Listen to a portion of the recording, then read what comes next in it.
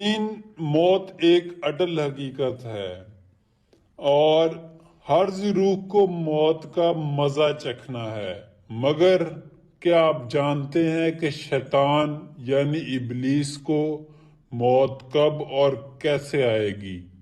شیطان کو کون دفن کرے گا اور اس کی قبر کہاں ہوگی؟ شیطان یعنی ابلیس کی موت کا منظر کیا ہوگا؟ ناظرین، ابلیس ایرانی زبان کا لفظ ہے جس کے معنی نا امید ہونے والے ہیں۔ چونکہ ابلیس کو اللہ سے کوئی امید نہیں رہی، اس لیے ابلیس کہلایا۔ اسے شیطان اور عدو یعنی خدا کا دشمن بھی کہا جاتا ہے۔ ابلیس کا قدیم نام عزازیل تھا۔ قرآن ابلیس کا ظہور ابتدائے عالم سے بتاتا ہے۔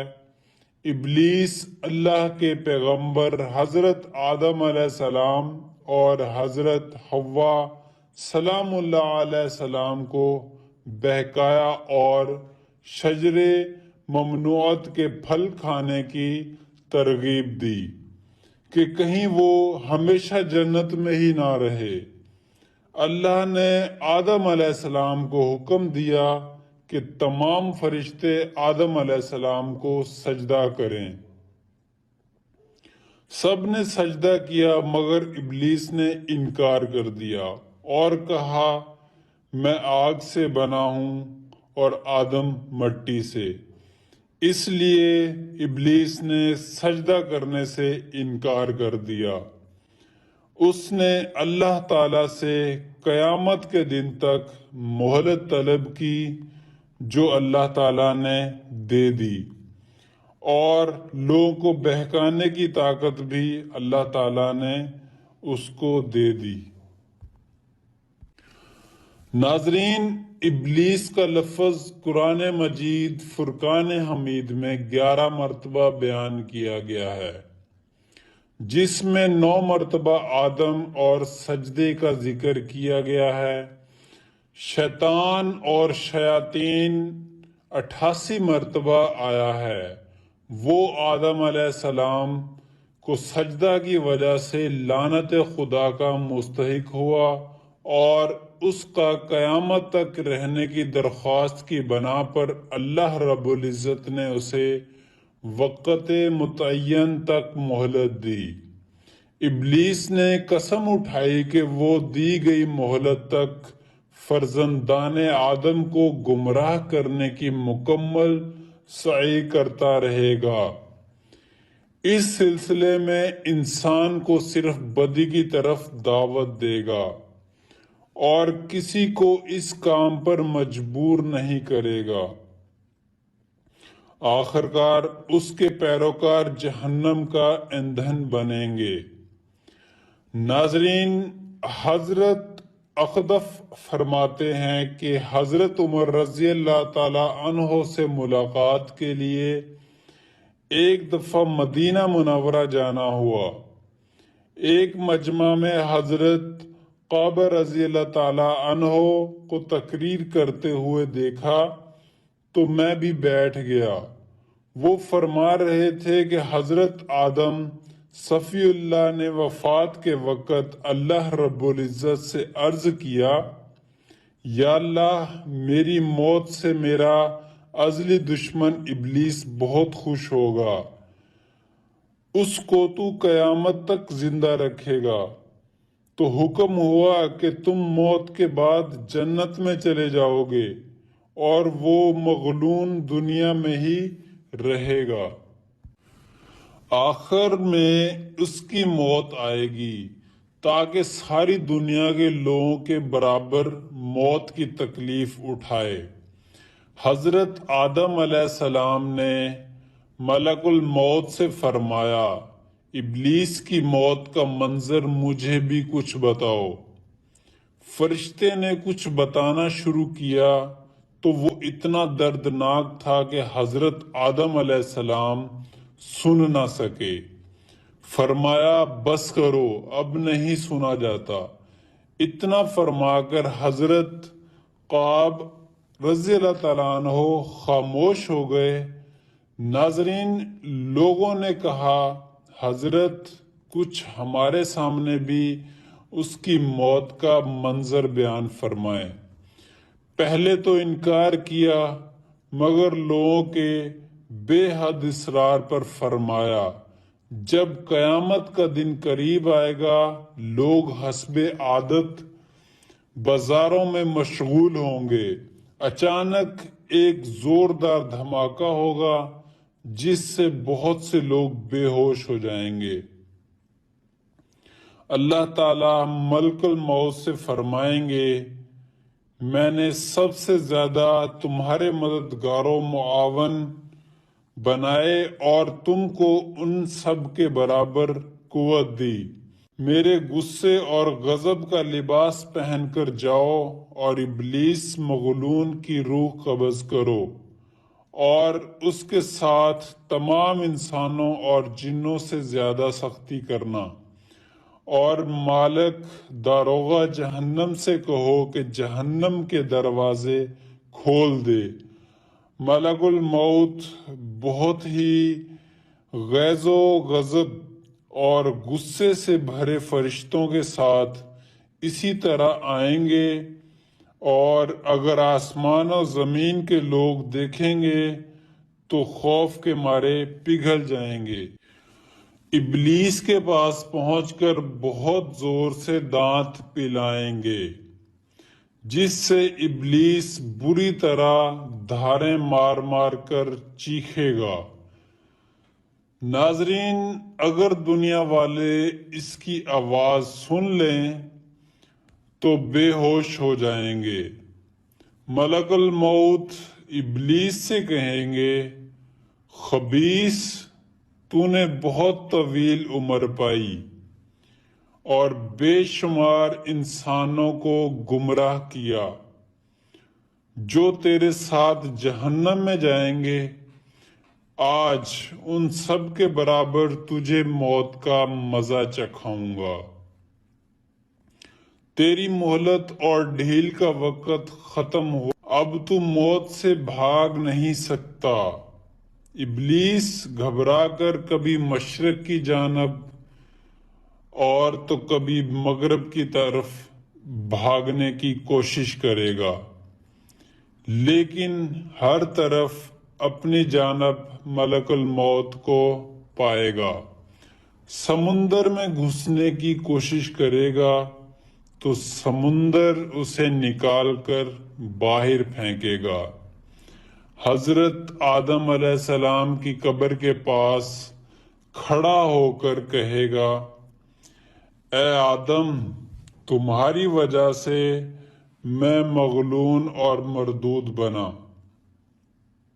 کاش کہ تم پیدا ہی نہ ہوتے۔ پھر ملک الموت سے کہے گا کہ کتنی سختی اور تکلیف کے ساتھ میری جان نکالو گے۔ فرمائیں گے جتنے لوگ جہنم میں ہیں ان سب کی موت سے کہیں زیادہ تکلیف کے ساتھ۔ یہ سن کر ابلیس تڑپنے لگے گا اور چیختا چلاتا ادھر ادھر بھاگے گا، لیکن ملک الموت آگے اس کے سامنے ایک دیوار کی طرح کھڑے ہوں گے، اور جہاں موت آنی ہے وہاں گر جائے گا۔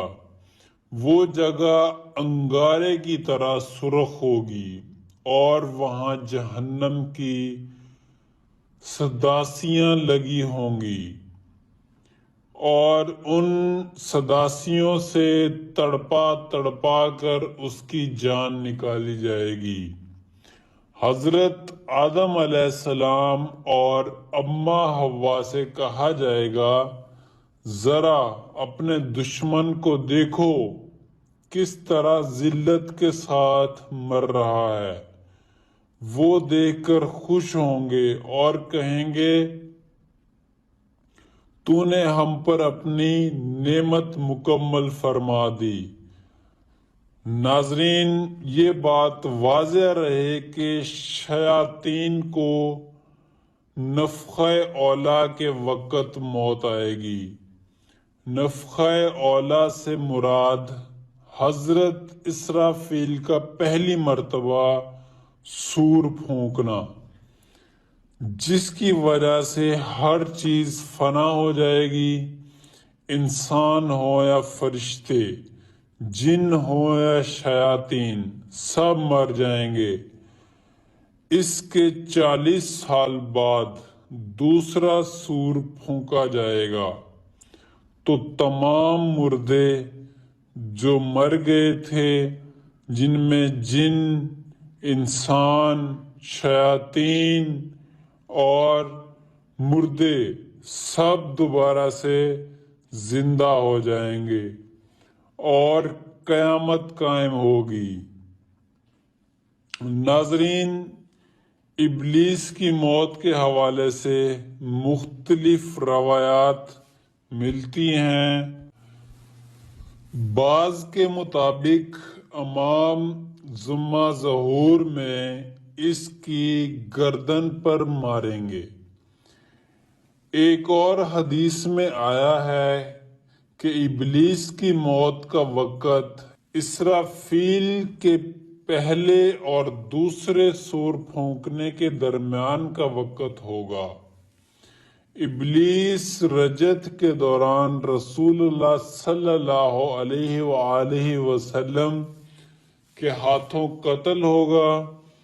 ابلیس کے بارے میں مختلف احادیث نقل کرنے کے بعد معتقد ہے کہ شیطان قیامت سے پہلے موجود ہوگا اور اس کی موت نفخہ صور کی بدولت ہوگی۔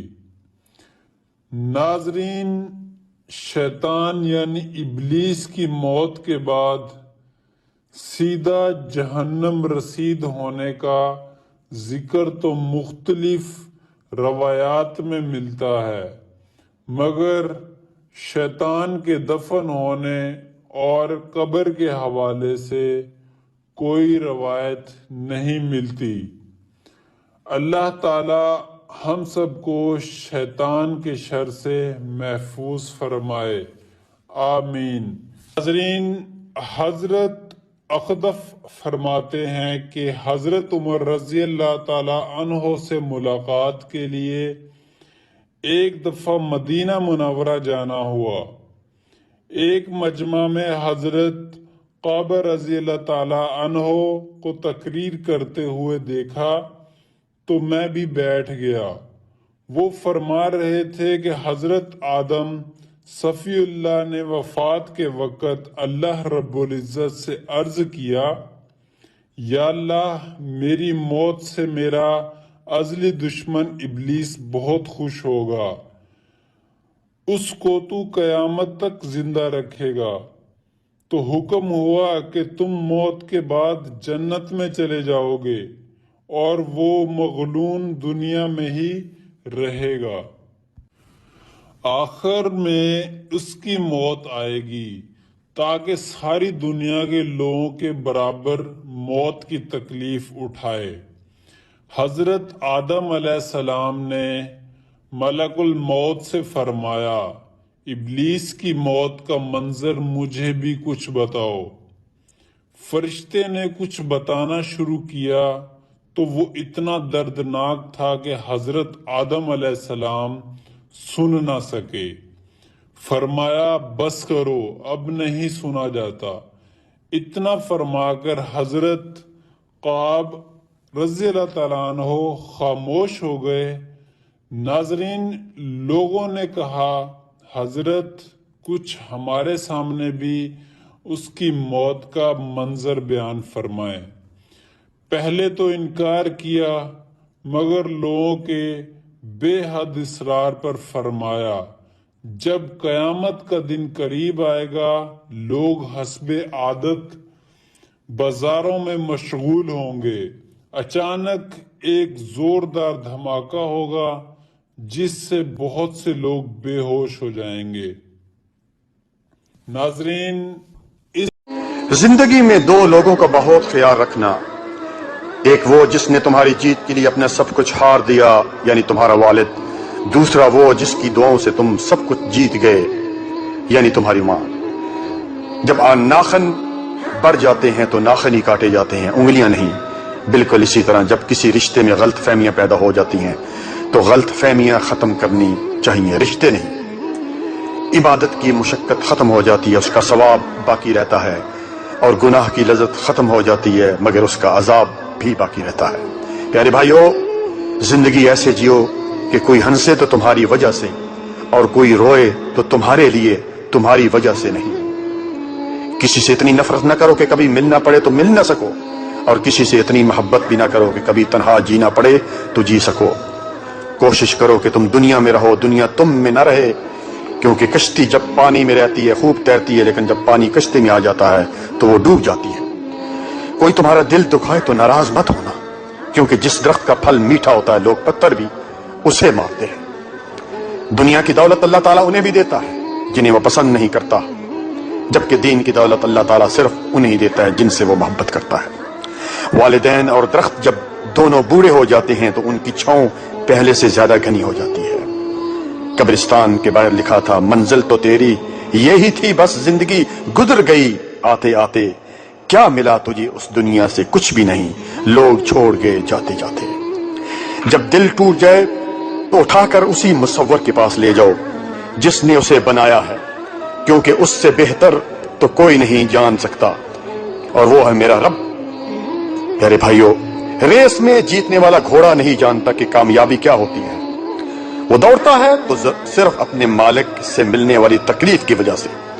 تو کبھی تم خود کو تکلیف میں پاؤ تو سمجھ لینا کہ تمہارا مالک اللہ رب العالمین یہ چاہتا ہے کہ جیت تمہاری ہی ہو۔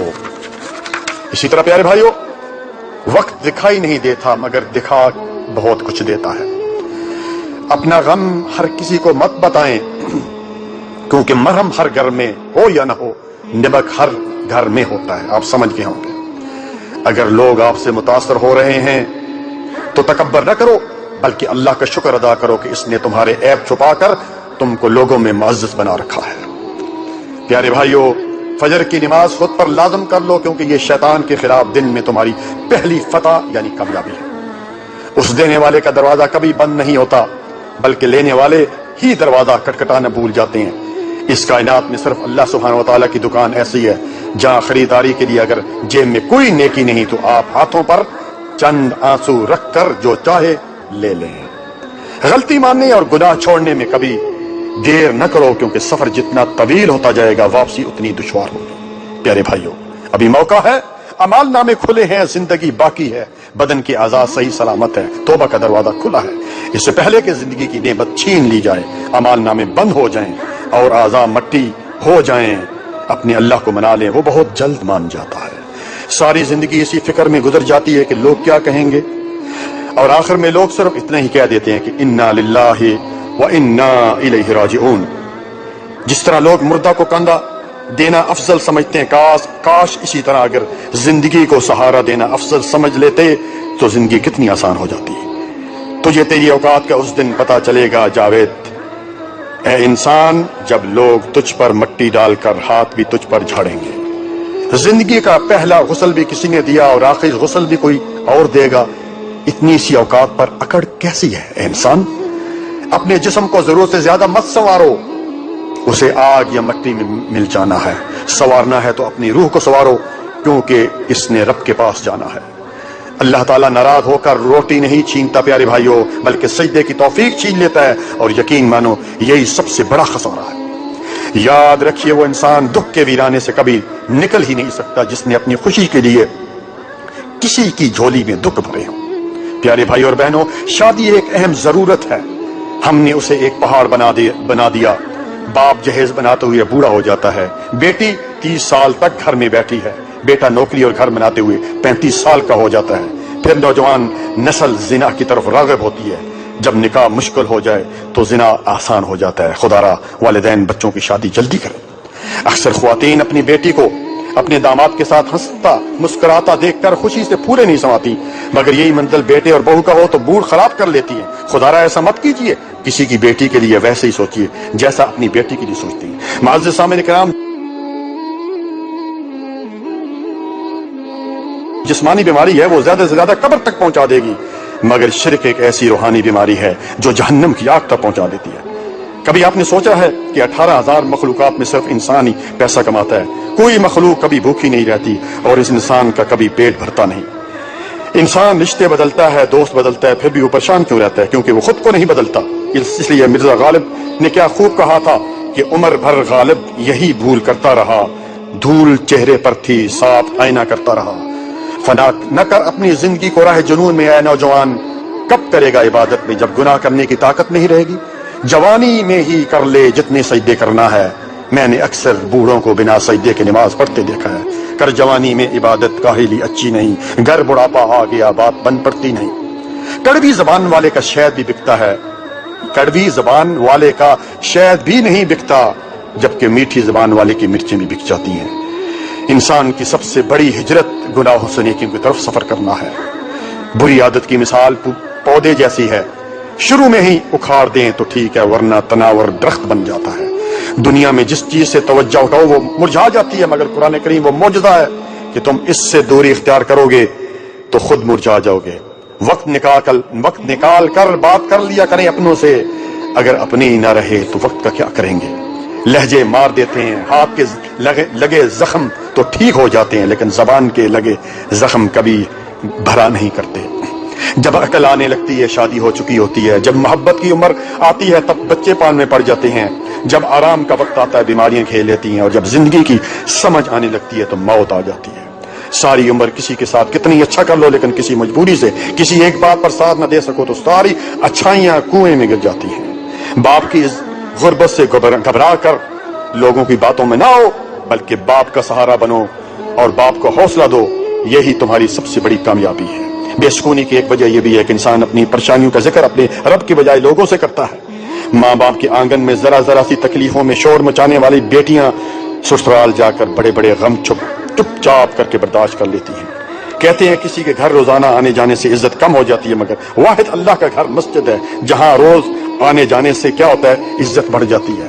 یتیمی ساتھ لاتی ہے زمانے بھر کے دکھ، سنا ہے باپ زندہ ہو تو کانٹے بھی نہیں چھپتے۔ بے شک تم تنہائی میں برائی کرو، پھر بھی 4 گواہ بالکل تیار ہیں، آنکھ، کان، ہاتھ اور دل۔ نفرت گناہ سے نہ کرو، نفرت گناہ سے کرو، نفرت جو ہے گناہ سے کرو، گناہ گار سے نہیں، شاید وہ آپ کی محبت میں آ کر گناہ چھوڑتے۔ وہ تھے محروم تعلیم سے مگر مجھ کو پڑھایا، پسینہ حد سے بڑھ کر میری خاطر بہایا، کھڑا رہتا ہوں شاہوں میں جو اپنا سر اٹھا کر میں، میرے والد نے مجھ کو آج اس قابل بنایا۔ شکر کر کے سویا کرو، تم اللہ کا صبح اٹھنے کا موقع ہر کسی کو نہیں ملتا۔ اپنی اولاد کی شادیاں جلدی کریں، کیونکہ جب انسان کو بھوک لگتی ہے تو حلال کھانا نہ ملنے پر حرام کی طرف بڑھ جاتا ہے۔ جس گاؤں میں بارش نہ ہو وہاں کی فصلیں خراب ہو جاتی ہیں، اور جس گھر میں دین نہ ہو وہاں کی نسلیں خراب ہو جاتی ہیں۔ اپنی اولاد کو اپنا دوست بنا کے اچھا انسان بنائیں، ورنہ برے لوگ انہیں اپنا دوست بنا کر برا انسان بنا دیں گے۔ جزاکم اللہ خیرا، بارک اللہ فیکم۔ کا عجیب قصہ۔ گزرے زمانے میں خسرو ایران کا ایک بادشاہ تھا۔ اس کی عادت تھی کہ لباس تبدیل کر کے شہر کا گشت کرتا تاکہ رعایا کے برے بھلے حالات سے واقف رہے۔ ایک روز حسب معمول وہ اپنے وزیر کے ساتھ شہر کے گشت کے لیے نکلا۔ ایک چھوٹی سی گلی میں مکانوں کو دیکھنے لگا کہ غریب کس طرح اپنی بسر اوقات کرتے ہیں۔ انہی مکانوں میں عورتوں کے بولنے کی آواز آئی۔ بادشاہ باتیں سننے کے لیے ٹھہر گیا۔ دروازے سے جھانک کر دیکھا تو 3 نوجوان عورتیں چرخہ کاٹ رہی تھیں۔ ان میں سے بڑی بہن بولی، اگر میرا بس چلے تو میں نان بائی سے بیاہ کر لوں اور اس مشقت کی زندگی سے نجات پاؤں۔ منجلی بہن بولی، میں بادشاہ کے باورچی سے نکاح کر لوں تاکہ عمدہ کھانے روز ملے۔ چھوٹی بہن نے کہا، جب تم لوگ خیالی پلاؤ بنا رہی ہو تو میں بھی بادشاہ سے بیاہ کیوں نہ کر لوں، سارا ملک مجھے ملکہ کہے۔ پھر ہنسنے لگی۔ بادشاہ نے وزیر کو کہا کہ اس گھر کو پہچان لو، صبح ان تینوں عورتوں کو دربار میں حاضر کرنا۔ اس کے بعد بادشاہ گشت کر کے آرام کرنے چلا گیا۔ دوسرے روز وہ تینوں بہنیں دربار میں پیش کی گئیں۔ بادشاہ نے رات کا قصہ پوچھا تو وہ ڈر گئیں، لیکن بادشاہ نے کہا کہ خوف کی کوئی ضرورت نہیں، جو بات تھی بیان کرو۔ مجبوراً انہوں نے رات والی بات بادشاہ کے سامنے دہرا دی۔ بادشاہ نے اسی وقت بڑی منجلی بہن کی شادی نان بائی اور باورچی سے کروا دی اور چھوٹی کو اپنی ملکہ بنا لیا۔ چند روز بعد दोनों बड़ी बहनें छोटी से हसद करने लगीं और सोचने लगीं इसे किसी तरह बादशाह की नजरों में जलील करें। अल्लाह की कुदरत से इसी जमाने में मलिका को आसार हमल जाहिर होने लगे। दोनों बहनें इसको मुबारकबाद देने आईं। छोटी बहन जो उनके फरेब से नावाकिफ थी बड़ी मोहब्बत से पेश आई। बातों बातों में विलादत के करीब इन दोनों बहनों को बुलाने का इरादा किया। वो राजी हो गईं और उन्होंने पुख्ता इरादा किया कि जब उनके यहाँ बच्चा होगा तो उसको अलग करके बिल्ली का बच्चा इसकी गोद में डाल देंगी और मशहूर कर देंगी कि बिल्ली का बच्चा पैदा हुआ है। इस तरह बादशाह इसे कत्ल करवा देगा या घर से निकाल देगा। जब विलादत का वक्त आया तो उसने अपनी बहनों को बुलाने की बादशाह से इजाजत ली और उनको अपने पास बुलवा लिया। इन दोनों बहनों ने बिल्ली का इंतजाम करवाया। मलिका के यहाँ एक नहायत खूबसूरत लड़का पैदा हुआ। हासिद बहनों ने बच्चों को तो एक टोकरी में बंद करके उसी नहर में बहा दिया और मलिका की गोद में बिल्ली का बच्चा रख दिया और सारे महल में मशहूर करवा दिया कि बिल्ली का बच्चा पैदा हुआ है। बादशाह को यह सुनकर बहुत गुस्सा आया। उसने मलिका को कत्ल कराना चाहा, लेकिन दाना वजीर ने रोका। चंद रोज सब्र कीजिए, मुझे इससे कोई राज मालूम होता है। मलिका का इसमें क्या कसूर? जो कुछ कुदरत ने पेट में बना दिया वही पैदा हो गया। टोकरी नहर में बहती जा रही थी कि बादशाह के माली की नजर पड़ी। उसने निकाल कर देखा तो उसमें एक बच्चा था। माली के घर कोई औलाद न थी। वो खुशी खुशी अपने घर आया और बीवी के हवाले किया। माली की बीवी ने अपने ही बच्चे की तरह उसे पालना शुरू कर दिया। माली ने उसका जिक्र किसी से नहीं किया। मुमकिन हो कि कोई शाही राज हो। बच्चा पलता रहा यहाँ तक कि 1 साल का हो गया। दूसरे साल मलिका के यहाँ फिर बच्चा पैदा हुआ। बदनसीब मलिका ने अपनी बहनों को इस मर्तबा भी बुलवाया। अब उन्होंने मुर्दा कुत्ते का बच्चा उसकी गोद में डालकर मशहूर कर दिया कि मुर्दा कुत्ते का बच्चा पैदा हुआ है और असली लड़का टोकरी में डालकर नहर में बहा दिया। इत्तेफाकन उसे भी माली ने पकड़ लिया और अपने घर पर परवरिश करने लगा। तीसरे साल मलिका के यहाँ लड़की पैदा हुई, लेकिन हासिद बहनों ने उसको भी मुर्दा चूहा मशहूर कर दिया और लड़की को भी बहा दिया। वो लड़की भी माली के हाथ लग गई, उसे भी रख लिया। बादशाह ने नाराज होकर मलिका को एक लोहे के पिंजरे में बंद करके शहर की मस्जिद के दरवाजे पर रखवा दिया ताकि हर आने वाला उसके मुंह पर थूके और जो इनकार करे उसको कत्ल कर दिया जाए। लोग मजबूरन थूकते और बादशाह के जुल्म को बुरा समझते। तीनों बच्चे माली के यहाँ पर परवरिश पाते रहे। माली ने तालीम और तरबियत शहजादों जैसी करवाई। लड़की भी पढ़ती रही। बड़े लड़के का नाम माली ने भामन, छोटे भाई का नाम परवेज और लड़की का नाम परिजाद रखा। उस जमाने में मालन इत्तेफाकन बीमार होकर मर गई। बच्चों को इतना दुख हुआ जैसा कि माँ का होता है। बच्चे पढ़ लिख कर बड़े हो गए। माली भी रुपए पैसे वाला था। उसने बादशाह से इजाजत लेकर एक महल तामीर करवाया और एक बहुत बड़ा बाग बनवाया जिसमें एक चिड़िया खाना भी था। वो तीनों बच्चों के साथ उसमें रहने लगा। यहाँ रहते ज्यादा दिन नहीं हुए कि माली भी मर गया। बच्चे बहुत परेशान हुए, लेकिन क्या हो सकता था, सब्र किया। दोनों भाई सैरो शिकार के लिए जाते। परिजात बाग में अपना दिल बहलाती या कभी गाना गाती। इत्तेफाकन मलिका की हासिद बहनों ने आपस में मशवरा किया कि मलिका का तो खूब इंतजाम हो गया, लेकिन मुमकिन है कि इन बच्चों का राज खुल जाए, लिहाजा उनको यहाँ से चलता करो। उन्होंने एक कटनी को बुलवाकर माजरा पेश किया तो बोली, तुम इत्मीनान रखो, मैं ऐसा कदम उठाऊंगी कि किसी को कानो कार खबर नहीं होगी। एक रोज दोनों भाई शिकार के लिए गए। कटनी उनके घर आई और परिजात से नमाज की इजाजत लेकर वजू करके नमाज पढ़ने लगी। परिजात इससे मुतासिर हुई, खाना दिया और बाअसरार बाग दिखाने के लिए साथ ले गई। मक्कार कुटनी कहने लगी, यूं तो हर चीज मौजूद है, लेकिन 3 चीजों की कमी है, अगर वो मिल जाएं तो फिर ये बाग बेमिसाल होगा। परिजात ने पूछा, वो क्या? कटनी ने कहा, इनका मिलना जरा मुश्किल है। परिजात ने पूछा, तुम बताओ तो सही। वो बोली, इसमें बोलती चिड़िया, गाता हुआ दरख्त और सुनहरी चश्मे के पानी की कसर है। अगर वो भी आ जाए तो बाग जन्नत का नमूना पेश करेगा। परिजात ने पूछा कि ये चीजें कहाँ से मिलती हैं?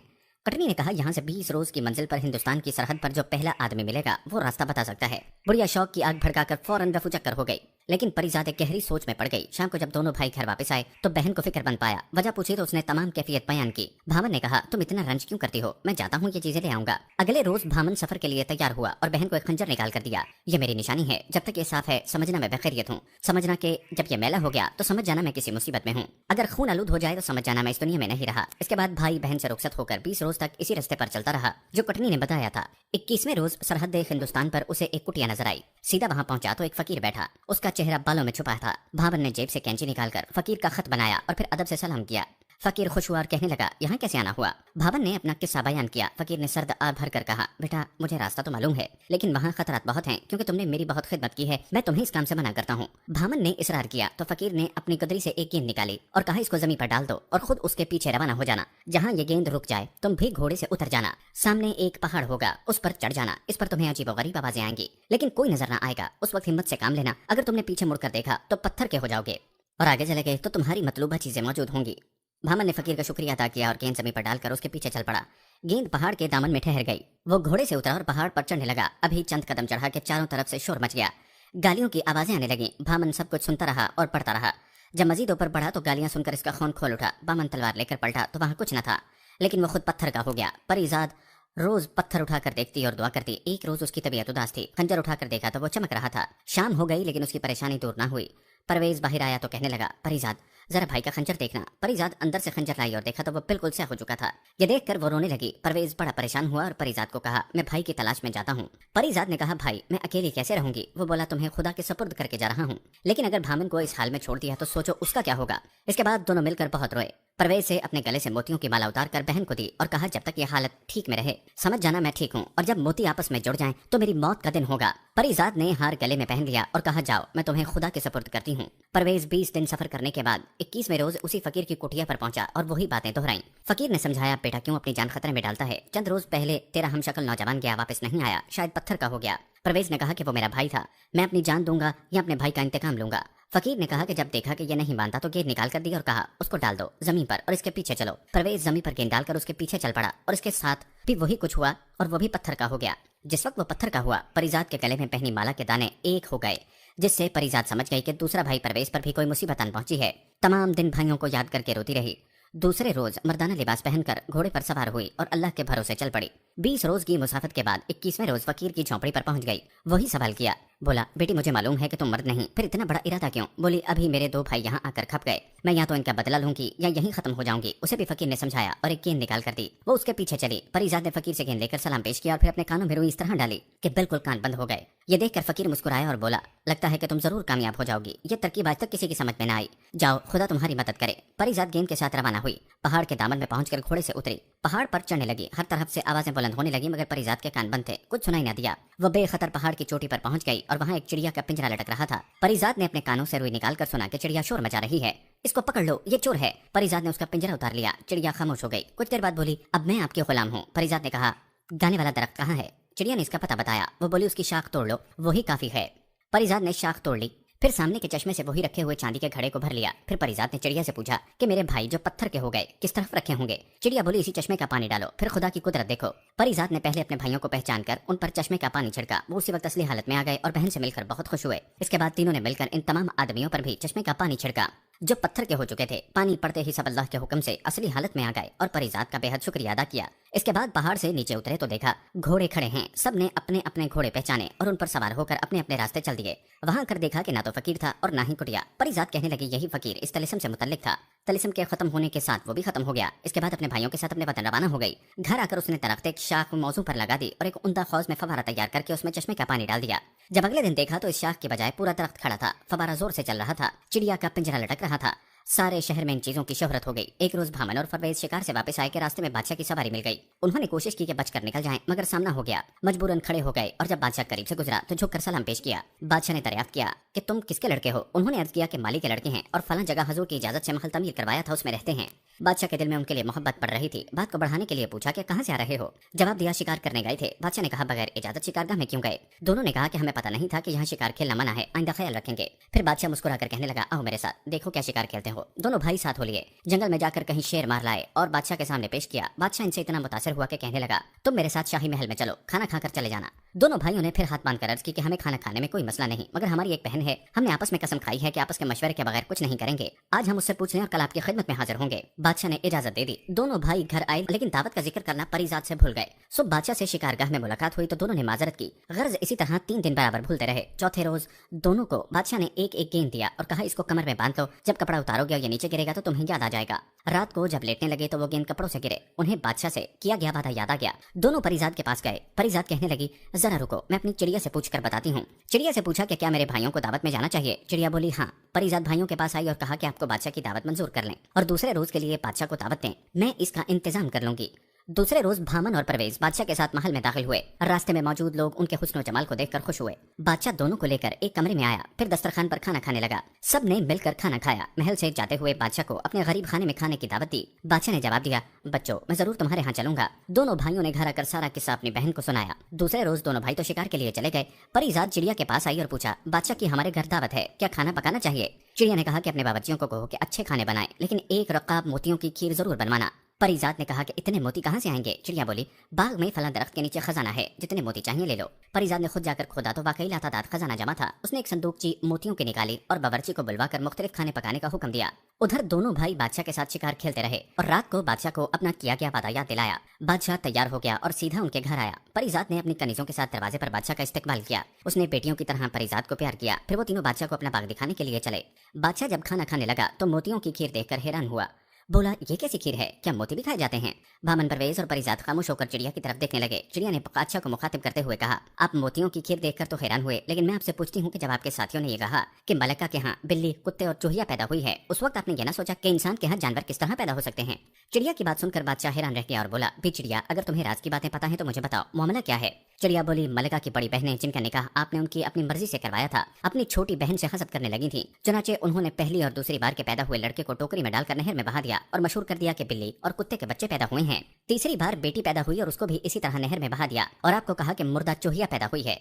लेकिन खुदा के हुक्म से वो तीनों बच्चे माली के हाथ लग गए। इसने उनकी खूब परवरिश की, तालीम और तरबियत दी और अब आपके सामने बैठे हैं। ये सुनकर बादशाह अपने तीनों बच्चों को गले से लगाकर बेहद रोया और उनसे माफी मांगी और फिर तीनों बच्चों को लाकर जामा मस्जिद की सीढ़ियों तक पहुंचा दिया और पिंजरा खुलवाकर मलिका के कदमों में जाकर गिर गया और सारा किस्सा सुनाकर माफी मांगी। मलिका भी रोने लगी। इसके बाद तीनों बच्चों को देर तक प्यार करती रही। बादशाह ने मलिका को हमाम में भेजा कि लिबास तब्दील करे और उसकी हासद बहनों को बुलवाकर उसी वक्त कत्ल करवा दिया। मलिका हमाम से फारिग होकर आ गई। उसी वक्त सबने मिलकर खाना खाया। दूसरे रोज बादशाह ने जश्न आम का ऐलान कर दिया। तीनों बच्चे नए महल में आ गए। बादशाह ने इसके बाद एक अरसे तक निहायत अदल व इंसाफ से हुकूमत